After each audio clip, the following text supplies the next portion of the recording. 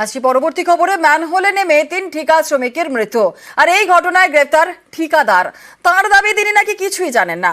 শ্রমিকরা কিন্তু এই ঠিকাদারের বিরুদ্ধেই সরব। আর এদিকে কেএমডিএ কে তদন্তের নির্দেশ দিয়েছেন পুরমন্ত্রী।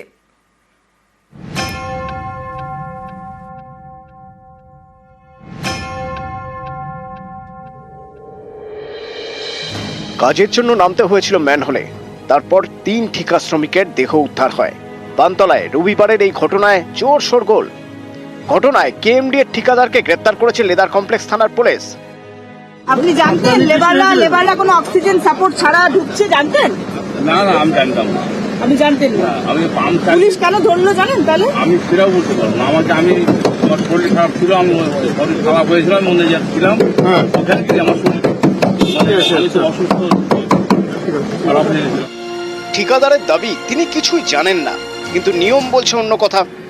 কারণ কেএমডিএর সঙ্গে চুক্তিতে স্পষ্ট করা থাকে, কাজের সময় ঠিকা শ্রমিকদের দায়িত্ব ঠিকাদারকেই নিতে হবে। লাইফ সাপোর্ট, অক্সিজেন সহ যাবতীয় ব্যবস্থা রাখতে হবে। এসব কিছুই ছিল না বানতলায়। আমার স্বামীকে আটকে রাখেনি, আমার স্বামী নিজে যাই ওখানে সিলিন্ডার হয়ে আছে। আমার স্বামী বারণ করে আছে যে তোরা এই মেন হল খুলিস না, এই মেন হল খুলবি না, তোরা অন্য কাজ কর। তাই বলে আমার লেবারেরা খাওয়া দাওয়া করার পরে যায় ওরা ওই মেন হলটাই খুলেছে। আর আমার স্বামী সে জায়গাতে ছিল না, চার দোকানে ছিল। আর ওরা যায় ওই তো কাজ ওরা খুলেছে।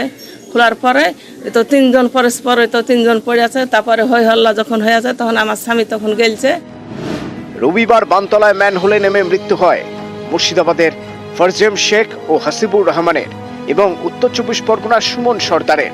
10 ফুট গভীর ম্যানহোলে প্রথমে নামেন ফারজেম শেখ। তিনি উঠছেন না দেখে সুমন সর্দার ম্যানহোলে নামেন। ফারজেম ও সুমনকে উঠতে না দেখে ম্যানহোলে নামেন তৃতীয় ঠিকা শ্রমিক হাসিবুর রহমান।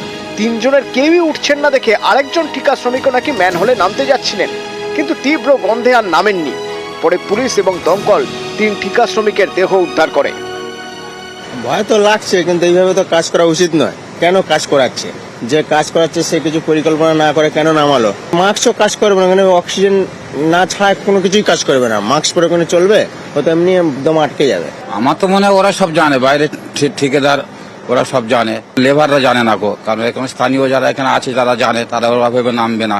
এসব বিষয়ে ওরা টন্টনের জ্ঞান আছে, কিন্তু পয়সার ব্যাপার আছে, মোটা পয়সা লাভ হবে, তার জন্য ওই সব গরিব মানুষদের নামিয়ে মেরে ফেলেছে। ওখানে ওয়ার্কেবল পরিস্থিতি ছিল না। আমি কেএমডিএ কে একটা ইনকোয়ারি করতে দিয়েছি যে তারা এখানে ছিল, যে ইঞ্জিনিয়াররা দায়িত্বে ছিলেন তাদের কর্তব্য কি ছিল, তারা প্রিকশনারি মেজারের জন্য বলেছিল কি না, এবং পুলিশও প্যারালাল একটা ইনকোয়ারি করছে। একটু বেশি রোজগারের আশায় বানতলায় গিয়েছিলেন ওরা 3 জন, ফারজেম, হাসিবুর এবং সুমন। 3 ঠিকা শ্রমিকের আর ঘরে ফেরা হলো না। নিউজ 18 বাংলা। এদিকে ঘরে ফিরল শ্রমিকের দেহ। লেদার কমপ্লেক্সে ম্যানহোলে শ্রমিকের মৃত্যু। সন্দেশখালীতে ফিরল সুমন সর্দারের দেহ। অনুপম আমাদের সঙ্গে রয়েছে, আর বিস্তারিত জানবো। অনুপম, সুমন সর্দারের দেহ অবশেষে বাড়িতে ফিরল, কখন ফিরল? পরিবারের তরফ থেকে কি বলা হচ্ছে? হ্যাঁ দেখো বিমেলা, এই সুমন সর্দারের দেহ গতকাল গভীর রাতে সন্দেশখালী 2 নম্বর ব্লকের ন্যাজারের 5 নম্বর এলাকায় সুমন সর্দারের যে বাড়ি সেখানে দেহ ফেরে, এবং দেহ ফেরার সঙ্গে সঙ্গে কিন্তু এলাকার মানুষ এবং পরিবারের তরফ থেকে পরিবারের লোকজন কিন্তু কান্নায় তারা ভেঙে পড়ে। এই সুমন সর্দার গত 2রা ফেব্রুয়ারি রবিবার কলকাতার লেদার কমপ্লেক্সে ম্যানহোলে ম্যানহোল পরিষ্কার করতে গিয়েছে 3 জনের মৃত্যু হয়েছিল। তার মধ্যে সুমন সর্দার ছিল, এবং এই সুমন সর্দারের বাড়ি হচ্ছে মেজাটে। গতকাল এনআরএসে তার মৃতদেহ ময়না তদন্তের পর তার পরিবারের হাতে তার দেহ তুলে দেওয়া হয়, এবং গভীর রাতে সেই দেহ তার বাড়িতে এসে পৌঁছায়, এবং তারপরেই কিন্তু এলাকায় কিন্তু কান্নার রোল ওঠে।